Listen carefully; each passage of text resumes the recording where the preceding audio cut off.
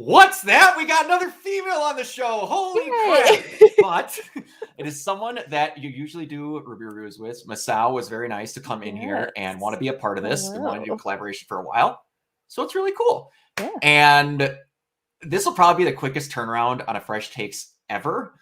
I went through a bit of a depressive stint last year, and I just wanted to go through some anime on the 19 billion mile long list of anime recommendations that I've got from Mike, from Masao, from my friends, multiple people in the Ruby group. And I watched this and I fell legitimately head over heels in love with it. This bookshelf behind us, I literally bought to put the first manga I ever bought on it, which is Akame ga Kill. And that right there, the shelf fits exactly the perfect 15 volumes. The sequel and prequel books are up there. Needless to say, I liked it quite a bit. And I want to do a bit more with these than what's normal. Like I was talking about with them, I'm going to make bets on stuff when certain events happen in certain episodes. People watching this in the future are going to know exactly what episodes those are. So we'll see. But just and one thing I'm going to try and work on for these is I'm going to try swearing less in these for just actually swear when it matters. But I'm just going to throw one out there. To quote Joe Santagato, I have to say about this anime, that intro fucks. Yes. Is so good. Oh my gosh. All right. Yeah. So, Sal, since you're the newest, what are your general impressions of the first episode and your kind of favorite-ish things from it? Oh God, I walked into this blind. Did not knew what was happening. I liked it though. Yeah, exactly. Just favorite moments or like favorite concepts or like just anything general. We're gonna try and treat this more like the Ruby reviews. Like at first, like the main character in the beginning, I'm just like, I'm not gonna like you, aren't I? Like I don't like your ego. I don't know how to feel about you. Then like he kind of warmed up to me a bit, like especially at the end when he says, "So no mercy for the girl." It's just like straight up. I was like, "Oh, okay." Yep. Tatsumi is one person that has incredibly good character development throughout this show. Because I had the same thing of like, who is this medieval times sweatshirt wearing douche that I have to adore? Like, I don't like you. And I'm like, the title of this anime doesn't have your name in it. Why the hell am I meeting you first? Yeah. It's one of the weirdest narrative hooks I've seen in an anime ever, and we'll get there when that time comes. But yeah, no, I agree. It's kind of like Kingdom Hearts 2 bullshit. All right, Mike, general first impressions of what you liked. Really, I just love the whole setup in general. I agree a little bit about Tatsumi. He's not the most interesting protagonist in his first scene, but once he actually gets to the capital, you start to warm up to him a lot. I think my favorite moment though is when we actually get to see Akame's introduction. Yeah, it is pretty badass, and she's a character that you will probably fall in love with instantly. Yep. Too late. Too late. Exactly. I was like, there's a couple characters in here I know for a fact she's going to love. That was one of them. They literally introduced a freaking Persona character in here and the later episode, and I'm like, I just got a feeling. I like the girl with the pigtails. Her pink hair. That is, you don't know her yet, but her name is Mine, the one with the rifle. Yeah, I kind of like her. I was like, I'm gonna like you. Mine is great. Mine is awesome. It's a couple things that I want to mention for my first impression of watching this. It has one of the coolest shots in an anime ever, and it's ripped straight from the manga. When they're sitting on the strings in the red moon, when you first see it, when Tatsumi looks out the window, I was like, okay, I want to be a part of that badass group that's sitting over there. So I need to ask, what, like, it's just strings that they're hanging out on? You guys want a small spoiler? Sure. Oh, that is the guy in the green hair's weapon. Oh, okay.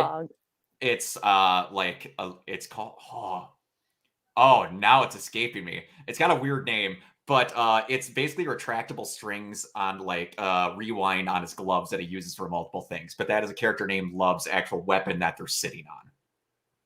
So that's why they're doing that. Intentionally, it is just to make them look cool. It's just to look aesthetic. Exactly. And I'm very okay with that.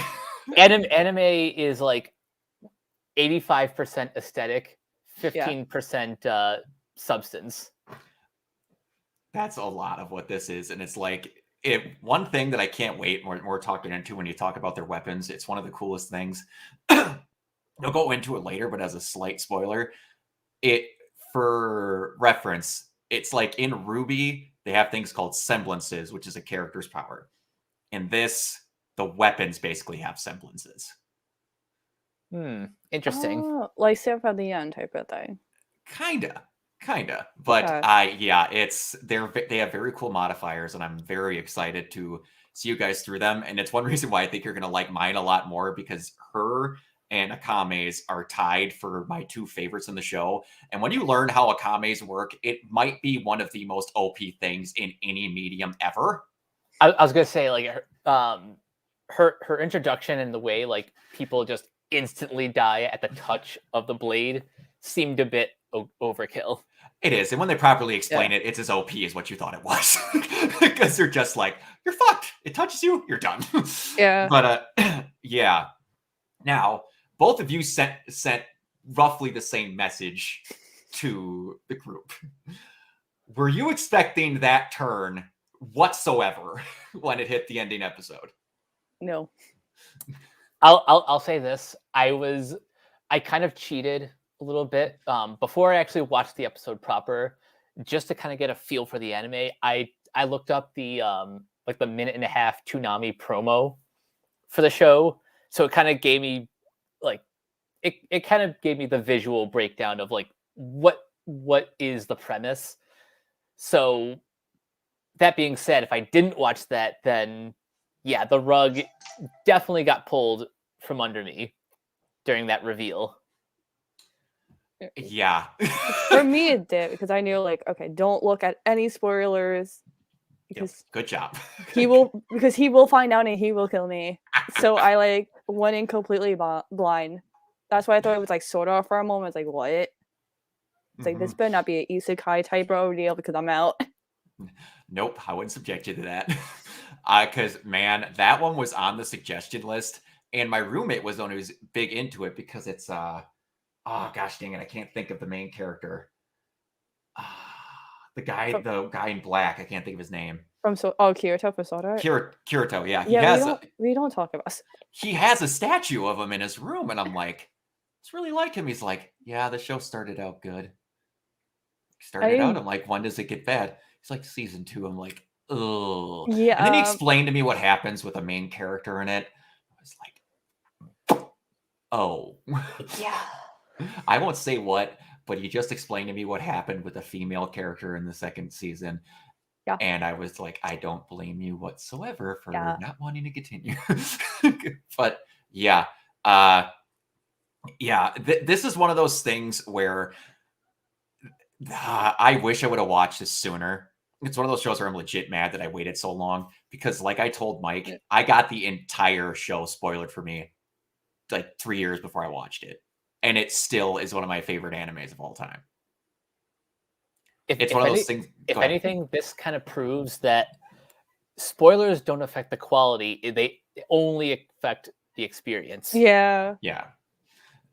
Now, there's only a few times where I ever think that can be bad. Like, if you're walking into, have you seen Sixth Sense, Masao? No. Then I'm going to shut up. Okay, let's just say everyone who hasn't seen The Sixth Sense, if you knew the spoiler in that one, that is one of the few where I'm like, that kind of ruins it. But as far as long-running shows, that rule, it's 90% of the time, it's pretty good. It's all right with that. There's two things I want to bring up before we go, because this one's really light on details outside of getting Tatsume where we needed to go. Two of these kind of apply to Mike or Masao if you saw my Facebook statuses of my run of animes lately. One is that when I watched Soul Eater, I wanted to stick a screwdriver through my ear every time I heard Black Star. Black Star voices the girl that rescues Tatsumi on the bridge. The little princess. Oh. Yeah, I randomly looked at her and like, wow, she sounded really good. And I go, oh! Yeah, when you were watching Soul Eater, I was just sitting there like, I'm not gonna tell him about the ending. I'm not gonna tell him. I'm not gonna warn him. I should be nice and warn you, but I was like, no, you need to That is suffer one the of the way I ones did. where I want Soul Eater to get a Brotherhood treatment so bad, because I'm going to start that after I'm done with this manga. But man, there's stuff I've read in there that happens differently in here where it's like, I will say the first season of Soul Eater is immaculate. It's great. It's one of the best set out things ever. And the first half of the second core of it is great.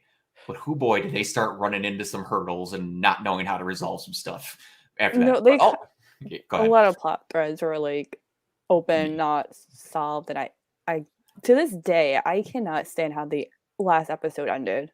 Oh, me either. Like it's like my most hated anime ending ever. Yeah. I don't think I even remember finishing Soul Eater back in the day. The ending had a good idea, in my opinion, what they were going for. It's not as good as how I hear the original ended, but it is executed unbelievably poorly. It was so hyped, and then they just ruined it the moment they hyped it up to that certain point. Yeah. But anyway, the other one I was going to get at is Mike. One thing that I did not like about the Neon movies was the girl that voices Masato, because she's I think I know where you're going with this. She's the girl that voices the big old titty woman that Tatsumi meets in the show. And she does awesome here. When she first appeared, I was like, and there's the plot of the show. The best part was when I was watching this, this will be my third time in less than a year watching this anime, and I'm still happy every time I watch it. I watched it my initial time, and then Crow came over and watched it in one shot with me because I knew he was going to love it. And right before she appears on the street, I'm like, hey, Crow, Yang's about to walk into the frame. He's like, what are you talking about? And she always goes, oh, I get it. It's like, pretty much. But Leone is great. Her real name is Leone, and she's awesome. She's one of the best characters that is fully aware of what she is and like doesn't deny it. And it's one thing that I like about the show and the manga is they don't hold back on like what they're presenting you. Hey, you're the girl with the boobs. Like they fully know exactly what those archetypes are, and I'm happy with stuff like that. The only thing I will say that the show does not have that I've read so far in the manga is it has egregious fourth wall breaks in that manga.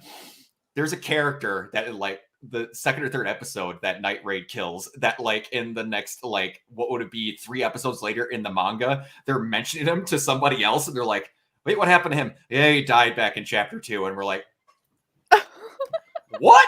Like, they never did that in the anime. I was like, too self-aware. It's like, it's great though. It was a Deadpool-esque fourth wall break and it was awesome. But yeah, that's about it. That was just a little shorter, conciser, which I was okay with. I found myself that even though I was basically letting out like almost a decade worth of wanting to spill my guts for Gurren with Mike to where some of those episodes were like an hour long, I was trying to pare them down a little. The max I would like to aim for, unless it's like the finale, is like 30 minutes, which I think we can accomplish with the new way of structuredness. And I'm happy. I'm glad we're all enjoying it. We're good. And I'm so excited to go through this with you guys. Same. Same. I'm gladly happy that we got you to do this because, believe it or not, it's been a bit of a sausage fest on this channel for most people that I get for guests. And I'm quite happy to have you here because you've been great on the Ruby reviews. Which Memes. Do we even have a release date for the next Ruby? As of right now, no. People are just guessing we might hear something at RTX. Oh, yeah. They're taking a while. Guessing and assuming. Pandemic has been unbelievably slaughtering that show's production line, which it's fine. Let it take its time. But until then, we got this and got our general thoughts out. So until next time, Mike, where can they find you? You guys can find me on Twitter at Captain K42. You can check out my quick thoughts on letterboxd.com/CoachK42. And you can just find me in all the various Facebook groups at my name. You can check out Renegade Pop Culture on Facebook and Twitter at Ren Pop Culture. Look for us on Podchaser. Listen to all of our podcasts on Anchor, Spotify, Apple Podcasts, etc. And last but not least, everything can be found at renegadepopculture.com. Need an escape? So do we. And Masao, I unfortunately don't have your photo ready, and I will get it ready for the next one. If you could please let everybody know where they can find you. You can find me on Twitter at Keep11028. Okay, there we go. All right. This happens to be on the screen already. That works. I didn't know if you had anything else you wanted to advertise or not. If you do, we can make a thing up later. Cool. Yeah. All right. And you can find me everywhere at Organoid Zero. I would be streaming already, but I was looking back at old VODs and I noticed that since I got my better camera, my sync on my streams actually went off. The great things of having new technology. But yeah, until next time, we'll see you guys in the next one. Bye.